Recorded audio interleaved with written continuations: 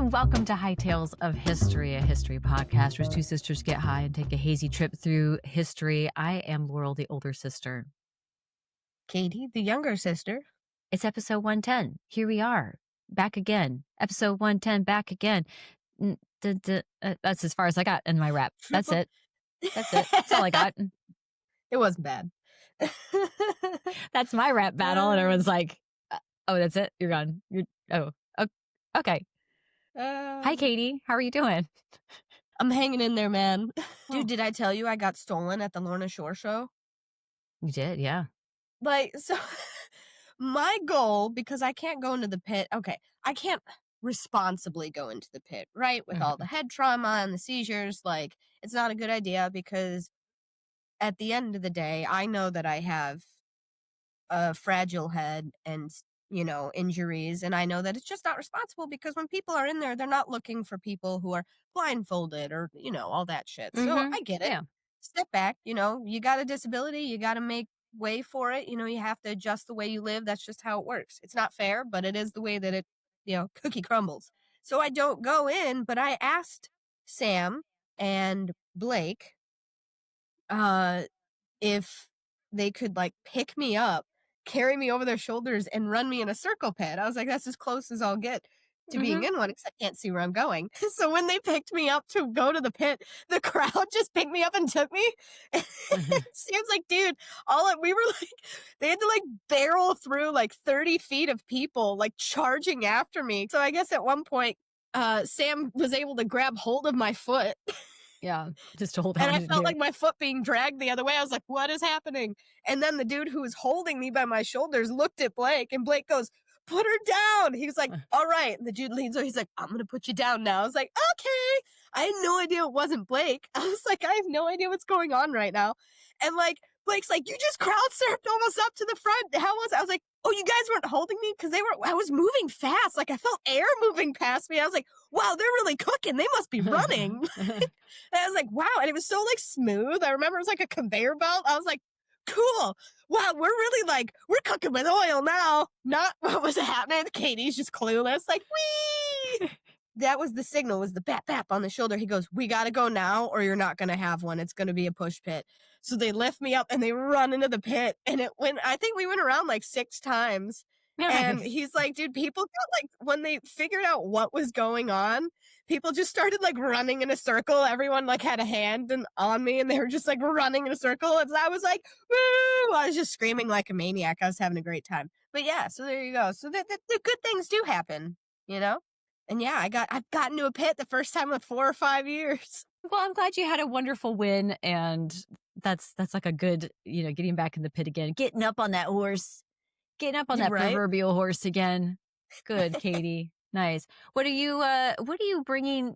What is fueling your history bringing today? Mental illness? No, I'm just kidding. And that. I was like, well. Fueled with caffeine and mental illness.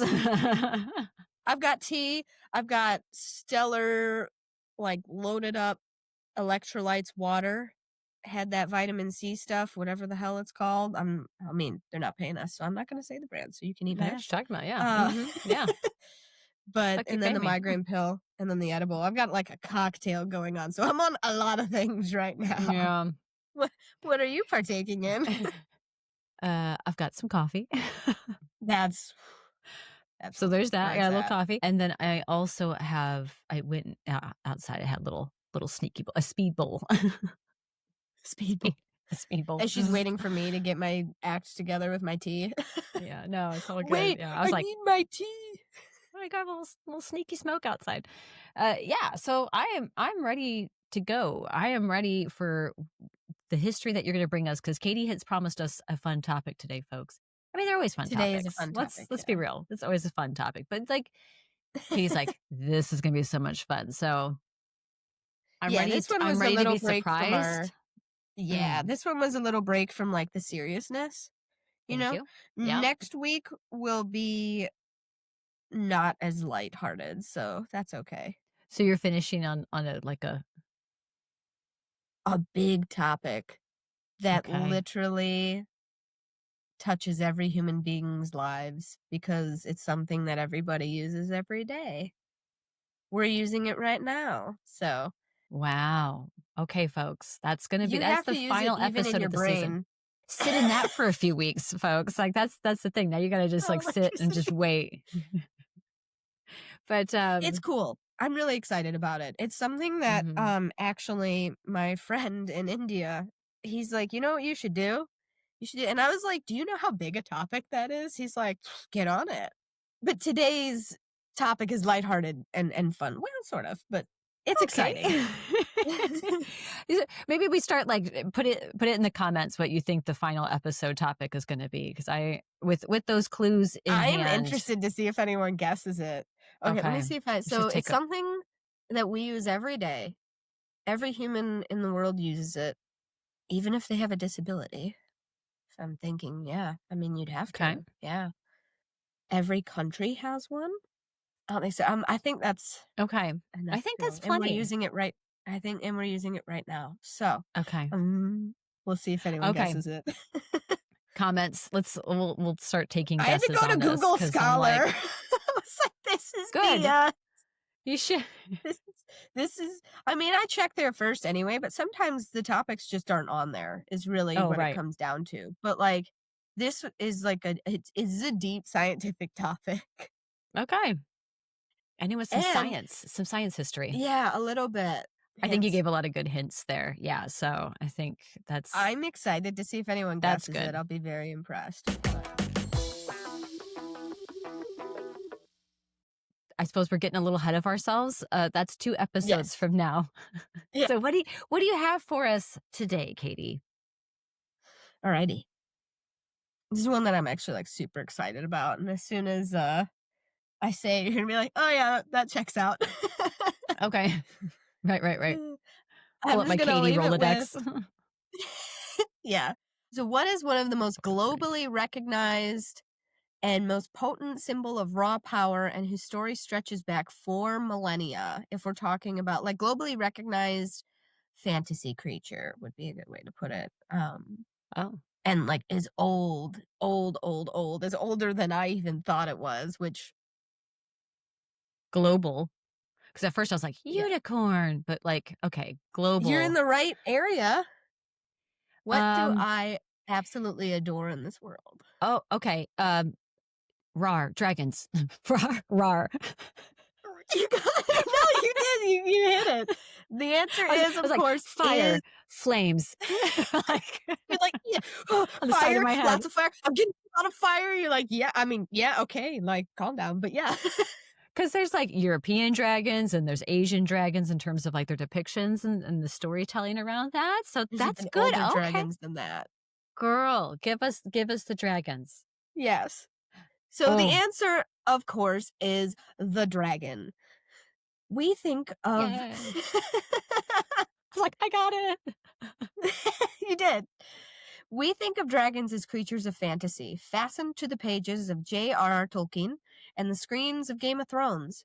But the story of the dragon is not just a story of monsters. It is the story of humanity itself. From the humid jungles of Mesoamerica to the freezing fjords of Scandinavia, the dragon appeared independently and everywhere. So that's something that always captured my imagination is how globally like Uninfluenced, if that everybody makes had sense. Yeah, huh? okay. I saw like uninfluenced, if that makes Yeah, any that's the sense. weird Yeah. part. Mm-hmm. So, and that was my final point here. Sorry, I Forward. almost skipped a So it is perhaps the only mythical creature to share this incredible global ubiquity, suggesting primal roots in the human psyche. That's what's so interesting to me Mm. about them is everybody has one. They show up everywhere. And it's like, well, but why? Like Mm-hmm. people that had no contact with each other. I'm like, how is that possible? That's cool. It's like, yeah, everybody's like big lizardy thing, you know? Like Mhm. what's the big scary lizardy thing? Sometimes it crawls. Sometimes it's got wings. Sometimes it breathes fire. Like it's got big claws. It's little, it's big. It's like but It's it's a got giant fangs. it's got fangs. Like that giant lizardy creature is a really interesting thing. Yeah. right? And I Okay. just remember, like, Mm. sitting there. I think I was actually holding my dragon at the time, and, just thinking, like, "Wow, like, how did that ever come to be?" So I actually thought about doing this topic within our 1st season of this show.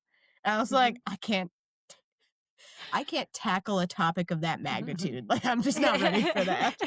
Because if I'm sure Laurel remembers, I used to do this on a fucking spiral ass notebook where I would write out Uh-huh. all my stuff, and I was oh my god, it took forever. I was like, "There has to be a better way." There Yeah. is. It's called It's a not computer. using a Yeah. stone tablet. Tink, tink, Yeah. tink, tink. What are you, fucking carving the 10 commandments on that thing? Get on a fucking laptop. So, the earliest evidence of the dragon archetype isn't found in medieval times, like you would think. Nope, it's older. It's etched into clay tablets from the Fertile Crescent. Do we all remember the Fertile Crescent? Yes, we all remember our 6th history grade adventure. social studies just came back Is up in my noodle. That's yeah. right. Do you ever Mhm. like feel like you ever looked at the word social studies and you're like, I have no idea what that means. What are we studying socially? Seems like a pretty Yeah. quiet class to me. I'm Yeah. serious. I was like, Social what studies, a I dumb know. name. Why didn't we just call it history? Fucking stupid. Yeah, or like humanities. Because wasn't it like didn't it include did social studies include geography too? Like when like Yeah, but back in I the feel day, like you like went elementary over the level. geography of the place you were studying. So as you would delve into the history of Egypt, you would go over the geography of it. Right. And Yeah. I'm like, well, that kind of only makes sense. Like, geography is just kind of inherently a part of history. We get to Right. read maps and sort through old shit. So, the Fertile Crescent, in a place that you've probably heard before, Mesopotamia! Jazz In, hands. in about 2000 BCE, the Babylonians gave us one of the first and most terrifying dragon figures, Tiamat. Do you remember Tiamat? Yeah. How do I know Yeah. that though? That Oh, doesn't because it's like a part of their like lore. You're talking okay. Babylonian lore right now, okay? Hanging Gardens, hang in there. Oh, didn't mean to do that, sorry. So Tiamat was not a local nuisance. She was the primordial goddess of the saltwater ocean and chaos incarnate. Like she was their like goddess. So in the creation myth, I'm so glad I wrote this out phonetically. Enuma Elish, fucking nailed it. The young guard Marduk must slay Tiamat in order to bring order to the cosmos. Woo! Sorry, I'm on drugs. And create the world from her massive body. This should sound familiar to you, so focus on where you might have heard something like that before. This is the oldest dragon story that we know of. The battle between order and chaos, creation carved from destruction. Okay, so this one gets even closer to a myth that I'm personally super familiar with, but I just think it's super interesting to point out all these spots where they pop up. Okay. Centuries later, we have the Mushkushum dragon, or Oh. Mushush, mhm, the magnificent scaled beast with the head and tail of a snake, the forelegs of a lion, the hind legs of an eagle, and Oh. it guarded the famous Ishtar Gate in Babylon. Here, the Yeah. dragon was not always a foe, it was a powerful servant of the gods and a symbol of divine majesty. So, in the Akkadian culture, the lion dragon creature was worshipped as a divine being. He says another mythological dragon creature in Acadia is the Mushkushum. So, and also they took a lot of, I don't know about inspiration or loaned the idea, maybe would be a good idea, culture share, from the Sumerian Mushhush, which means fierce snake. This creature is translated as dragon and is famously depicted on the Ishtar Gate from Babylon. So already we see like it's starting to move cultures. In the myth, Marduk conquered the Mushkushum and made it his servant, solidifying its role as a powerful symbol of the god's authority and protective power. That's cool.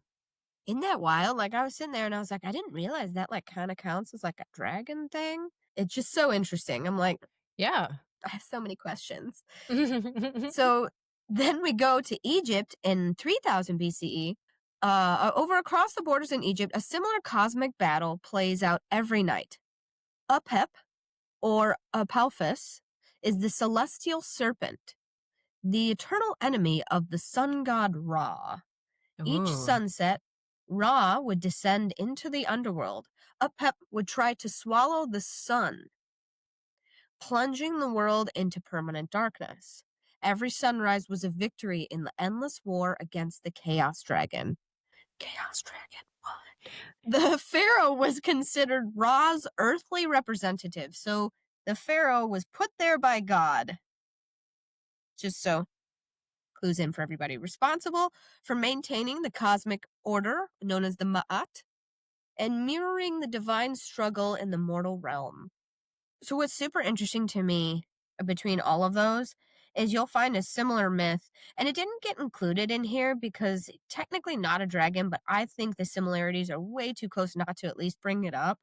For anyone who's read the sagas or is familiar with Norse sagas, you have the Midgard serpent, Mm. Jormungandr. It's this big, like, chaos serpent that encircles the earth, and that's what Thor fights. And at Ragnarok, Okay. he one of them kills the other one. Oh, I can't remember which one. I think Thor kills the Midgard serpent because Jormungandr is actually one of Loki's children. So, just super interesting though because it draws so many similarities from those. And like, well, he's Mm-hmm. not a dragon. He's not a dragon, just so everybody knows. Specifically, is like a sea serpent kind of thing. But it's such a similar like origin lore. I was like, nah, you gotta at least talk about it because it is so similar. And another parallel that I find super interesting is how the dragons represent the raw power of nature. Mm-hmm. Jormungandr is that because Thor is the god of people. It's not Odin like people think that the Allfather. It's actually Thor is the one who loves people. And Okay. so it's that people versus nature struggle and balance. I just thought that was super interesting. Yeah. So Really interesting. right? So he's not in here. I didn't put Jormungandr in here because he is a serpent technically, but those guys were also massive serpents and similar Mm-hmm. dragon lore. So it got included. So there. It's Yeah. my story and I'll do what I want. So, and then we go over to early China, which similar as like in the Mediterranean world over in our Fertile Crescent, dragon is a symbol of threat. In the East, there are like civilizations that had a totally different idea. Here's where you see the dragon like bloop, totally Oh. different, which is another thing that's really interesting to me. The similarities, but also dissimilarities. Same creature, totally different idea.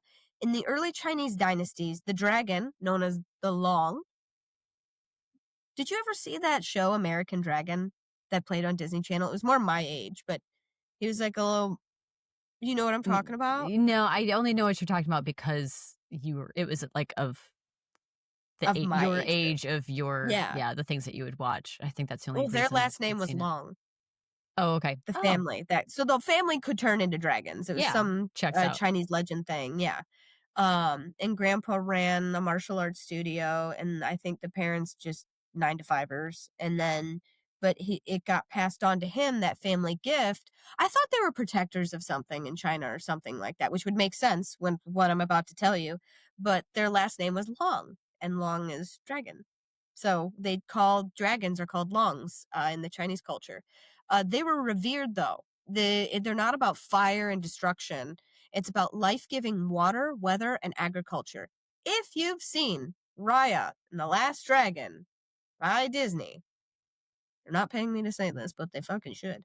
That is an beautiful representation of the dragon in Eastern cultures. The Oh. Chinese dragon is a benevolent divine creature. They're linked to health and prosperity of the land, right? It's a good thing. And they're usually really pretty. There's a strong contrast in the portrayal of one mythical creature. One is the divine patron, and the other is a primal enemy. So the dragon is not just one creature; it is two distinct different archetypes, right? totally different ideas and symbolism behind each one. They're defined, yes, by geography, location, right? West versus east, and also philosophy. So we have Eastern and Western dragons. The Eastern dragon symbolizes benevolence and cosmic order. It's the ultimate symbol of good fortune and power. It's and they I mentioned this earlier, they physically look different too. So the physical attributes of an Eastern dragon, it's very serpentine. It's legless or has four teeny tiny little legs. Like think Mushu. We all know Yeah. Mushu, Hmm. famously brought to life by Eddie Murphy. Oh, so good. Sometimes they're antlered, sometimes they're bearded.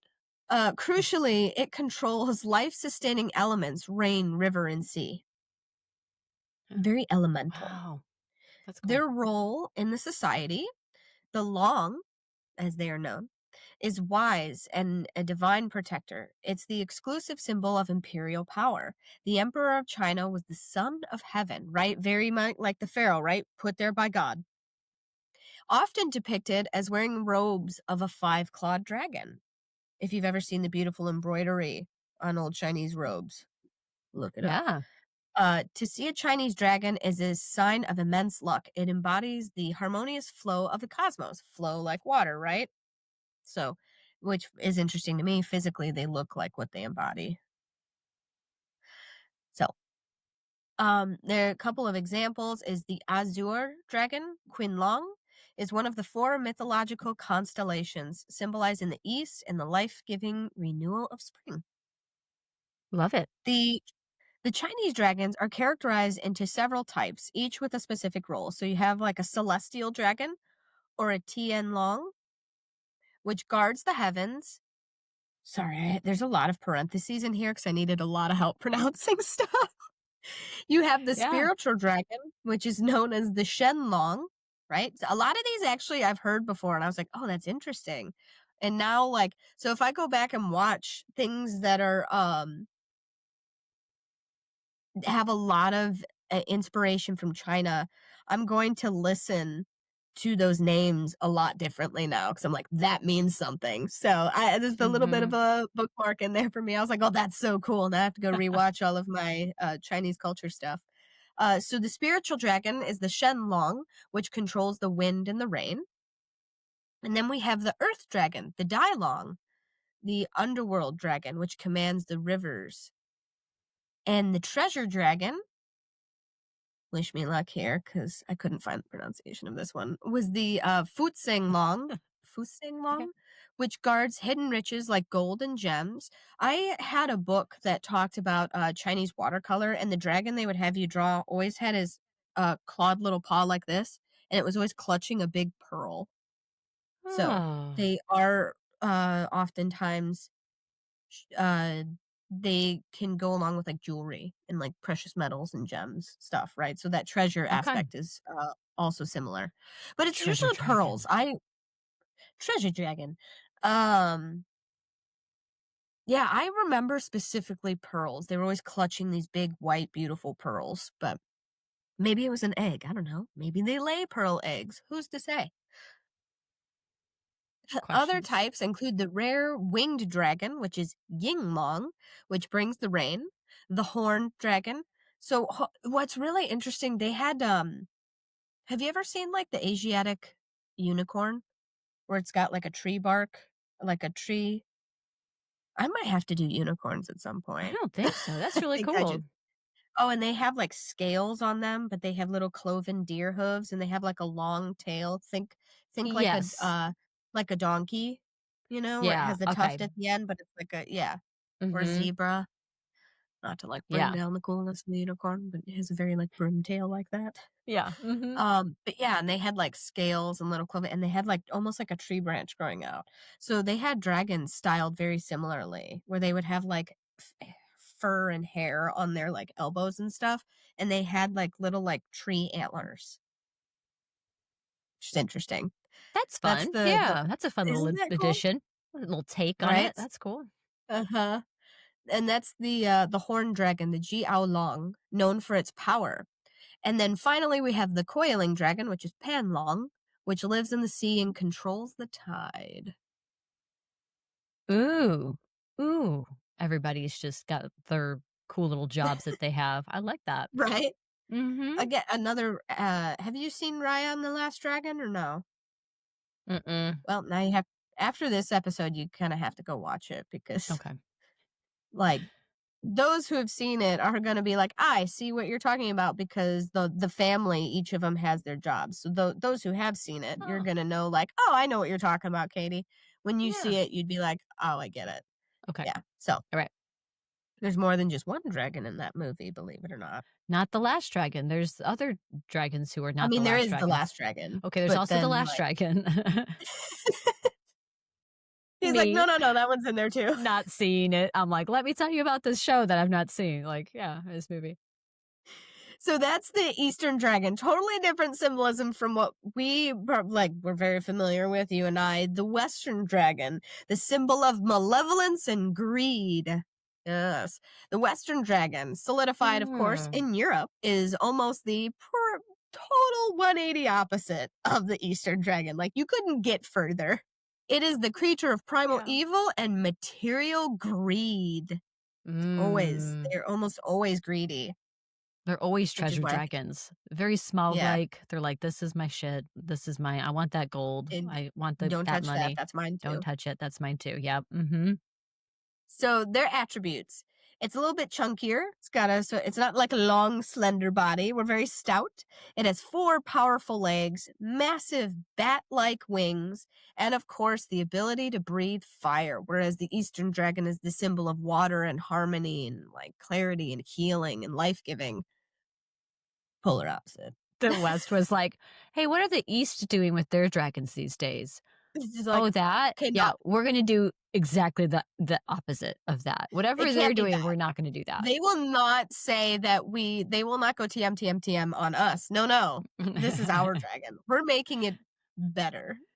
Right. Is it Whatever they're though? doing, we'll do the We're not. opposite, and so we're not being copycats or anything over here. But Yeah. it's interesting. I mean, I know sorry, I'm being facetious, but I know, like, we've talked about these things being independent of influence, right? Is that still the But case they're the when it same comes to animal. You know, that's what's Right. so interesting. It's still the Yeah. same myth, but differently. Yes. Right, and what I was saying is, like, that's still the case here with East versus West dragon, like, at some point, there Yeah. wasn't like a, "Hey, Oh, this is what yeah. our dragon looks like." "Oh, quick boys to the drawing board," that kinda thing, like, Yeah, Let's right? make one different." They're like, "This oh, you have a dragon? We've got a dragon. This is our dragon," kinda thing, right? What do you mean That's that's still the your dragon? case? That doesn't look like a dragon. Yeah. That one's got Yeah. fire. We've got water. Like, what yours are terrible. What's going on there? So Ah. So yeah, mhm. so ability to breathe fire, right? Polar opposite. So these dragons, bat-like wings, 4 legs, ability to breathe fire. They dwell in the deep, dark places like caves and mountains. Their role in society is chaos personified, which is my job. So like, please, like, anyway, they're an agent of destruction, and above all, what Laurel said, the hoarder of wealth. Its fire and poison represent corruption and pestilence. Wait a second, that's making me think of a couple things. So, a couple key examples of this is the dragon Fafnir in Norse mythology. There is a dragon in Norse mythology. He actually heavily influenced Smaug, for those of you who don't know.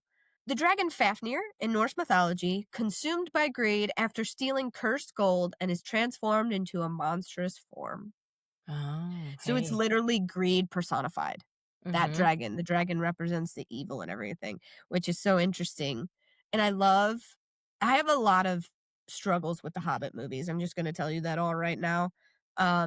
I am really angry at the studio for not letting Peter Jackson just do the 2 movies he wanted to do. They forced him after the first one came out, they forced him into a third one. They're like, "We want another movie now."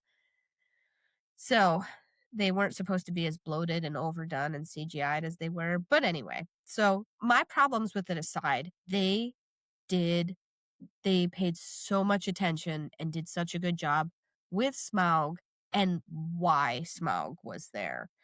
Yeah. Um, because this is all about Thorin's in my opinion, Thorin is a cycle of trauma breaker, right? He breaks Mhm. that family trauma, that family cycle.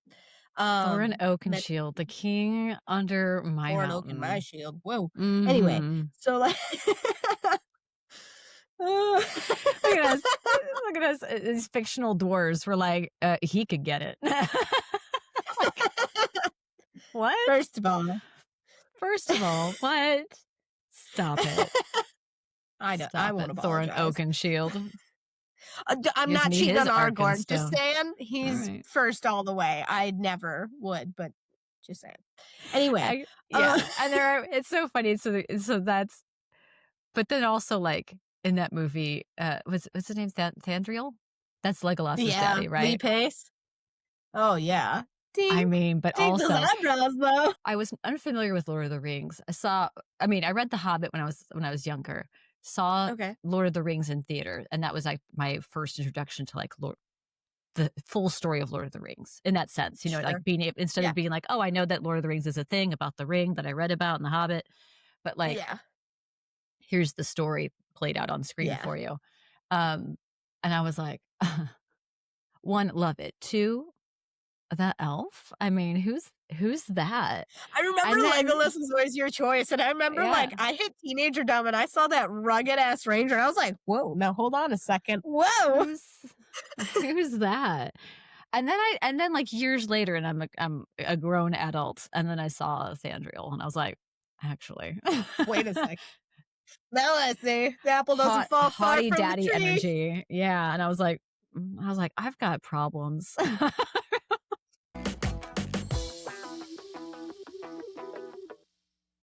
Right. I'm just going to leave us there talking about our Tolkien crushes.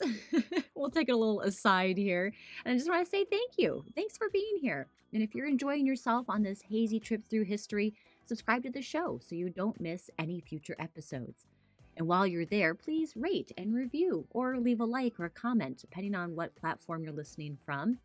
Doing those sorts of things are an amazing free way to help support the show and get seen and heard by more wonderful people like yourself. And if you're like, hey, are you on social media? The answer is yes. Yes, we are on social media. We're on Instagram at High Tales of History and on TikTok at High Tales of History Pod. So thanks for being here and supporting what we're doing and giving us a follow and all those things. And if you really like what we're doing and want to be our best bud, we have a club for that. It's our Patreon for those who want to sling us a few bucks each month and get some extra content and some special perks. We have early release for our episodes. We have our half-baked bonus episodes, historical movie nights, those are my favorite, some historical cooking videos that we've done, and all of our social media and Patreon are directly linked in our show notes below. So subscribe, hit all those buttons, write a kind word or two in the comments. And let's see, I think we are wrapping up our conversation on our Tolkien crushes. I do believe that Katie is just wrapping things up with why she wants to get some double doors in her house for Blake. So let's puff pass it on to part 2. I told him, I was like, you're just gonna have to install some doors somewhere in the house for that sole purpose. Yeah. Of recapturing my attention. In fact, do it on the way to the kitchen so you could do it with the TV as Aragorn's doing it. That's going to win you so many brownie points. I got you. Yes. There we go. Maybe some saloon doors between the kitchen I and know, that was like very cowboy-esque. So go a bunch of times, but then, you know, you still could have your moment probably. Just don't get hit right? and they swing back, you know. That's push, don't do the slow motion, like push, get your ass through those doors before they come back and pelt you. But I mean, yeah. Right? Yeah, I'm gonna definitely have to that's what I was saying. Sorry, we could totally tangent in on our Lord of the Rings crush. So they used Smaug correctly because they understood how heavily influenced he was by Fafnir's gold in that story. That's because that's what the whole character arc of Thorin Oakenshield and the entire Oakenshield family is to break that cycle of the greed, the dragon sickness. Well, that dragon sickness is represented through Smaug, who is literally almost just Fafnir in a different, like, you know, wearing a different coat. Super interesting.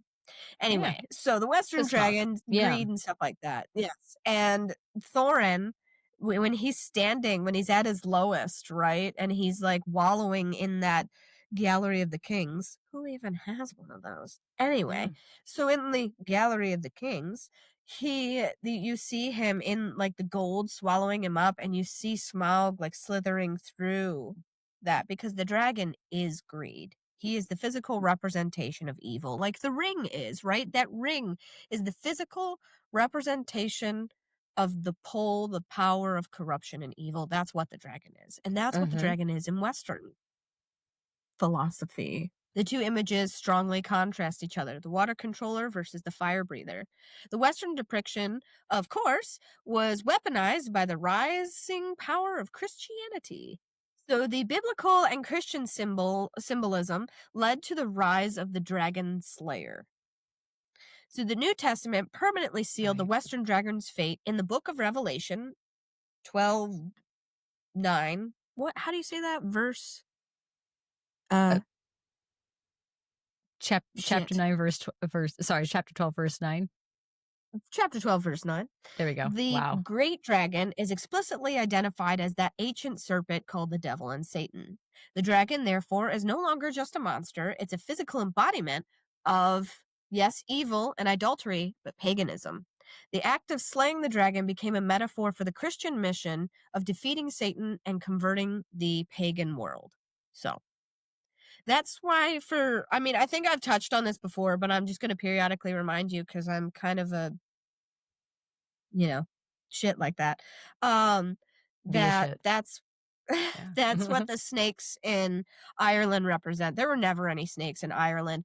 They were Mm-hmm. simply the druids and the pagans of the people who came there before. So when Rome sent their Catholics in, Saint Patrick, he was there to destroy a way of life, basically, and convert these people into this way of being with the church.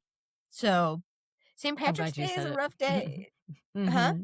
So I'm glad you said that because I was about to be like, hey, and St. Patrick didn't drive snakes Yeah. out of Ireland. It was No, pagans. no, it was, yes, yes. It was the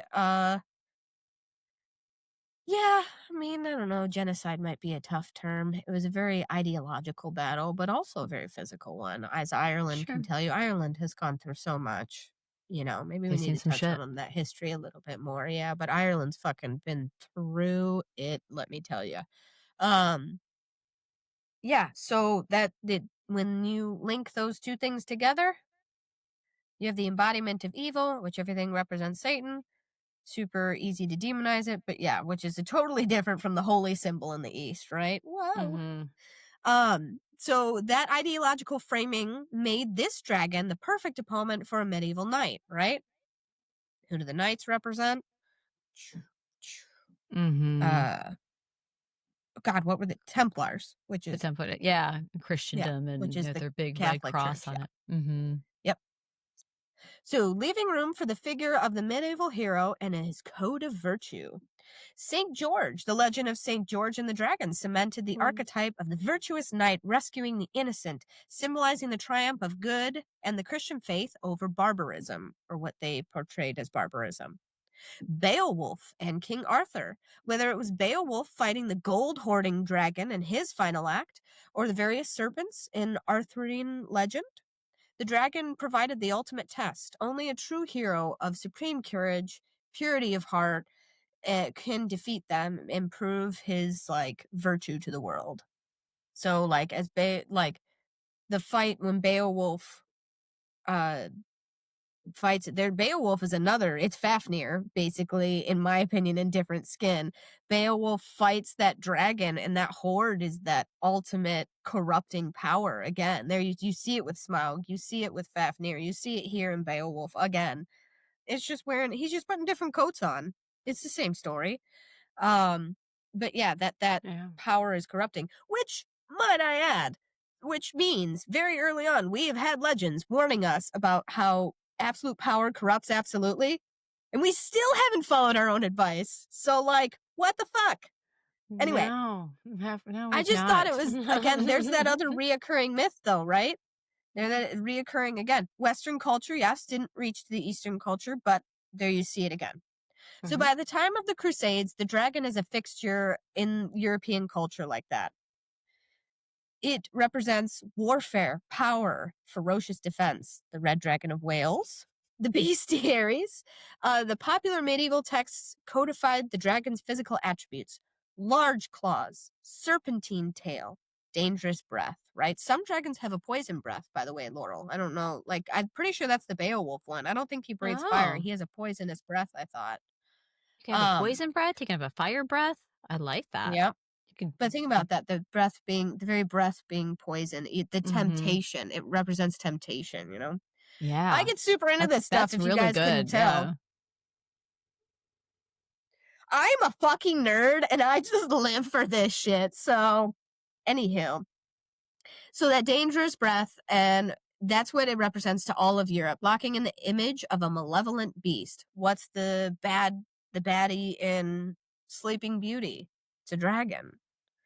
Chatting is funny. It's all our favorite characters now. We all go to see the dragon, which actually I'm going to touch on that, how the dragon has actually kind of transformed in Western society a lot. It's almost like met its intellectual match with the Eastern dragon. You know what I mean? Especially with rises of like, well, we'll get there. I'm getting ahead of myself. I'm getting too excited. So we've tracked the dragon across history, and here's the real question though. Why did humans invent it in the first place? Why do we all have one? Scholars and Good question. anthropologists have offered fascinating explanations for the dragon's independent global emergence. There's the predator detection system hypothesis. Anthropologist David E. Jones proposed that the dragon is a primal composite creature built from our deepest, most ingrained fears. Our ancient ancestors evolved sophisticated predatory detection systems hardwired to react to primary threats. So you have a serpent, a long scaled body, silent danger on the ground. The raptor, the wings and shadows from above, sudden diving, right? Especially if you live the same time as a pterosaur. What? Quetzalcoatl? We would all die. No, not that. No. Yeah. The big cat, the teeth, the claws, the sheer overwhelming power. They're all packed into one. The dragon, Jones suggests, is the perfect terrifying combination of all three, a genetically encoded nightmare. Super interesting. We have real world inspiration. Mm. Other theories focus on misrepresented evidence. Dinosaur fossils, they were coming. You can't keep Mm-hmm. dinosaurs out of my mouth. Yeah. Before modern paleontology, the discovery of massive, strange bones, a dinosaur femur, or a marine reptile skull could only be explained as the remains of an enormous mythical serpent or dragon. Folklore likely arose to explain these geological oddities because they saw it before we ever saw it. You know, you Yeah. finding the Like, head of a the hell is mosasaur, that? I'd be like, what the fuck? I'd be like, let's just all lay down and die. Like, no thanks. I don't want that. No, thank you. I mean, how interesting though. Mm-hmm. Yeah. I Because you have see that that and you're like, moment when I stand at the jaws of Megalodon. That's my caveman moment where I'm like, "Oh my gosh." It's not the mm-hmm. dinosaurs. Again, there are 6 or 7 movies dedicated to telling me why that's a bad idea, and I'd fucking go anyway. So, death by Mm-hmm. dinosaur, I'd die happy. Just let me go how I choose. Or what would really happen is I would just live amongst the Parasaurolophuses until the end of my days in peace. That's what would happen. Anyway. He just puts a little trumpet on her head and just goes, "Too." She's like, I am one. I am one with the Parasaurolophuses. Well, and then when we're all Parasaurolopi. running from predators, I just kip a ride Dun, on dun, one. dun, dun, dun, dun. Oh, that's true. Yeah. Saddle up. Yeah, Yeah. I'm ready. I'm on it. I've Yeah. I've already planned my survival strategy on Jurassic Park. Don't you worry Good. about that. Good. So Cast your vote. dinosaur fossils, right? That Yeah.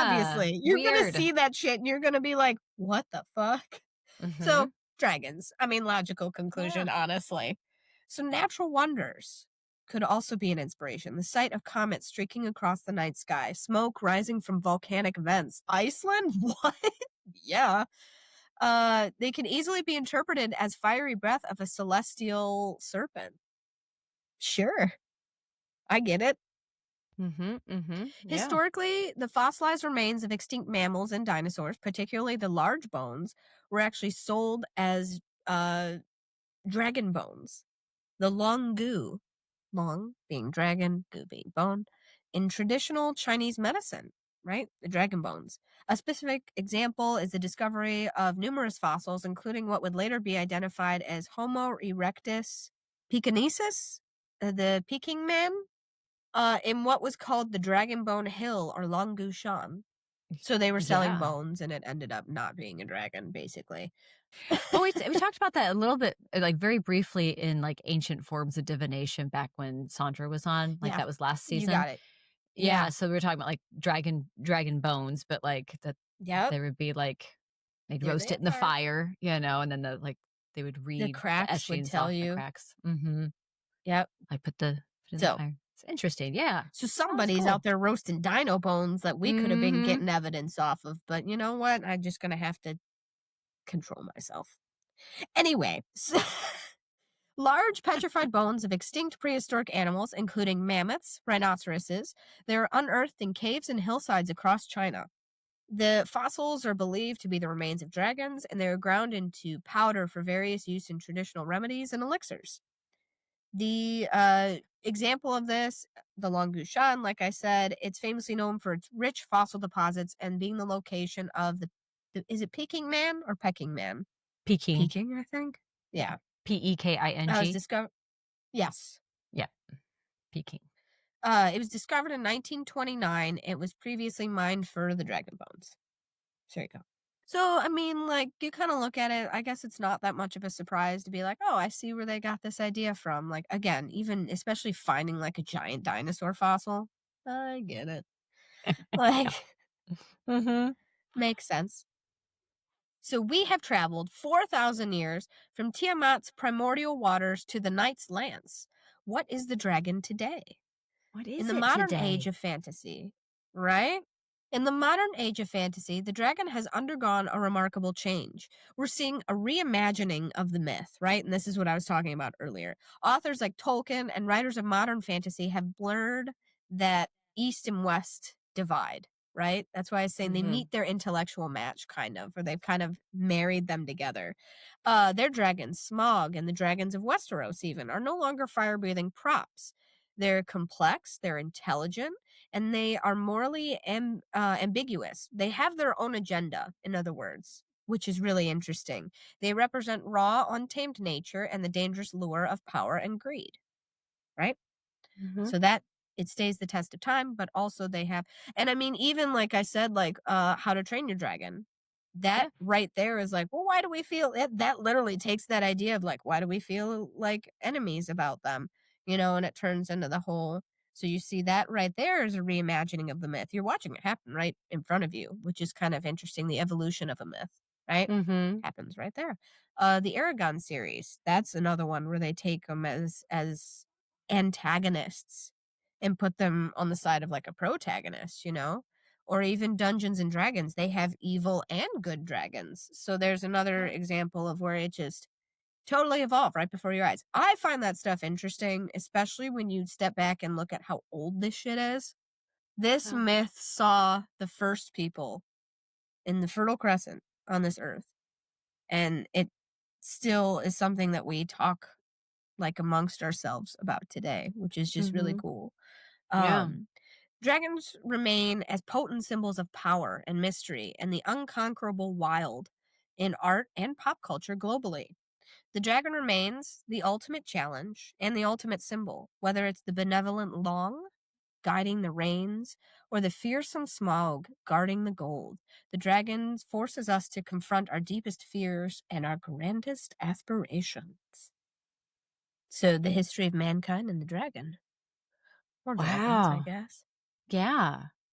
And how, like, intertwined that is. I think it's really interesting how Completely. like, how mythology informs culture and humanity and history too, like, Does it like inform it, or is it the reflection of it? It was made for a right, reason. yeah. Mhm. When you're looking at mythology, there's a lot to be pulled from it. Why? Mhm. What does this say about the people who wrote it? Why is that there? Like Yeah. that. Like I said, I'll just use this one because I'm very familiar with it. But Thor and Jormungandr, it's the push and pull between humankind and nature, but also it's the balance that they bring to the world and how important it is that they stay in balance. One can't get above the other because they can't live Mm. without each other. It's very fascinating. There's a lot. Mhm.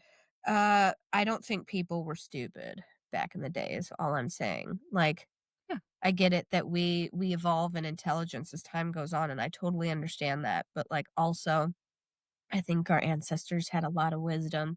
We had to get here somehow, so they weren't dumb. Yeah. That's true. You know, look at the Egyptians and the things in architecture that was built, you know, things that were built before our skyscrapers ever even saw the earth. Mm-hmm. You know, we weren't the first.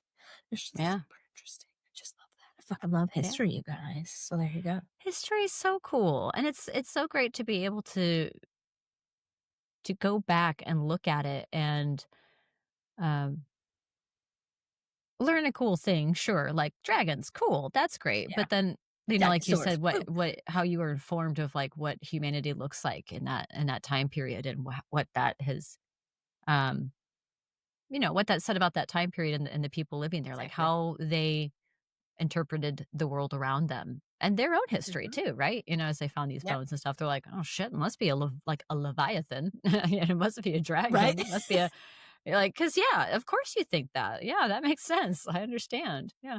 Right. Um, no, that's really cool. I know this is a topic that you feel so strongly about and you love so much. So I'm really glad that It is. you brought it to the smoke circle for today. That was really great.